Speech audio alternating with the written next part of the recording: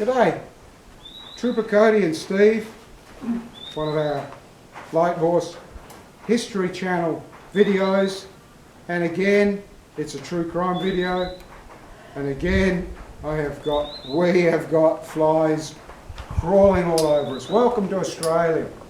So it's a horse crime video, and again the whole idea is you pick the crime, you see what you think the crime is, because what we're going to talk about is Barbarossa. No, not the Barossa Valley, famous Australian winemaking area, but Operation Barbarossa, which was Hitler's invasion of the Soviet Union. What we're specifically going to talk about is the summer campaign of 42. This is when the 6th Army are going to push and smash their way through and win the war against the Soviet Union. When they do this, 400,000 men, accompanied by tanks, armoured cars, heavy field pieces, head off in what's seen as Hitler's famous blitzkrieg. What people don't realise is the number of horses Hitler's army relied on, and when this campaign started, the 6th Army had 90,000 horses with them for this one campaign. In the First World War, over 1418, Australia sent 130,000 horses overseas over 4 years.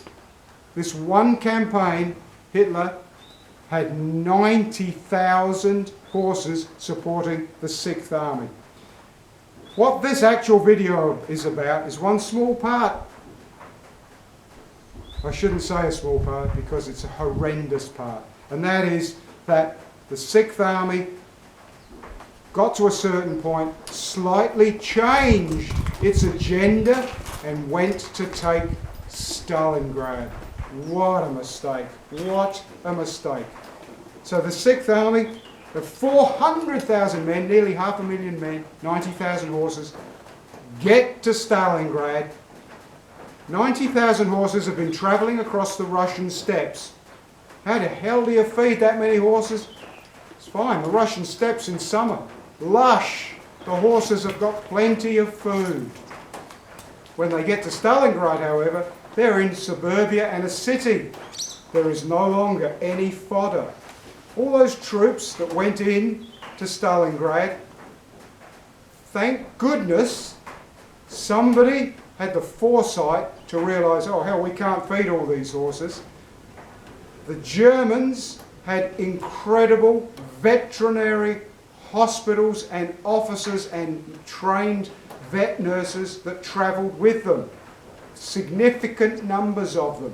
The decision was made that all but one vet hospital was to go back out into the countryside, and they would each take with them about 600 horses to feed them up on the Russian steppes. It ended up 12 to 1,500 horses went with each vet, but if you're trying to look at the good side of this story as we go, thank goodness for all that veterinarian staff, doctors, vets, that they left Stalingrad. And most of the horses left Stalingrad. Thank goodness for that, because everybody knows what happened at the end with Stalingrad. So what they did is they kept, of the 90,000 horses, they kept 25,000. Why did they keep that many horses? Simply because pretty much every one of their heavy weapons, heavy field guns, weren't pulled by trucks or lorries, they're pulled by horses. They had to keep that many horses for cavalry duties, scouting duties, and pulling the heavy weapons. So 25,000 stayed.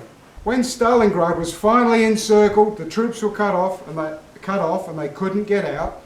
There was somewhere around 20,000 horses left in Stalingrad, as well as the men. How on earth do you feed those horses?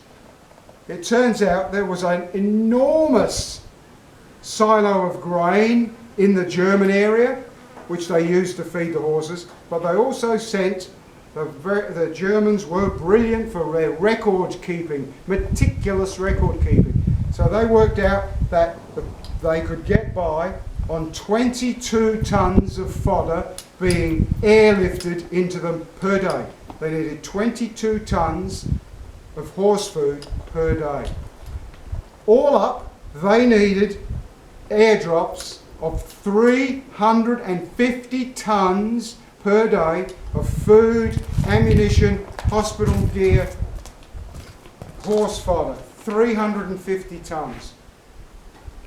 Goering, who was not popular with Hitler at this time because of a number of failures of the Luftwaffe, promised he would achieve this, and that meticulous record keeping shows that in the whole time Stalingrad was under siege, on 3 occasions they managed to bring in 300 tons. They never once managed 350. The average was 100 tons per day. That's what it averaged out at for the whole encirclement siege. 100, not 350. And because, as I've said, the quartermasters were so meticulous in their record keeping, how much fodder do you think came in the whole period of that siege? I'm sure you guessed. None. The majority of the 100 tons was made up of ammunition and a very small amount of food. The Germans were making soup out of their boots. They were starving. Needless to say, yet again, all the horses were eaten. The decision was made to eat the horses. Now, I told you that there was one vet left. One vet. That vet hospital was Colonel Dr. Herbert Wrench. And he made a decision that they were encircled, the men were starving, the horses had to be eaten, but he approached every officer and said to every officer, did that officer have his own personal horse with him in Stalingrad? Those that did, which included Colonel Dr. Herbert Wrench, who had his prized, beloved horse with him. They gathered together these special horses, personally owned and much loved.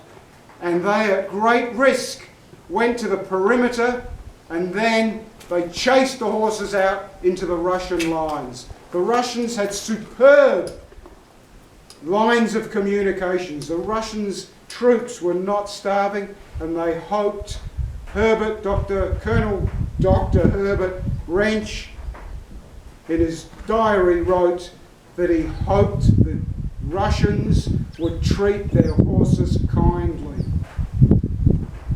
There's no record of actually how many that were released. The others were eaten. The officer in charge of the 6th Army was Frederick von Paulus. He was in regular communication with Hitler right up to the end. On the 19th of January 1943, he sent a very short message to Hitler. That message read,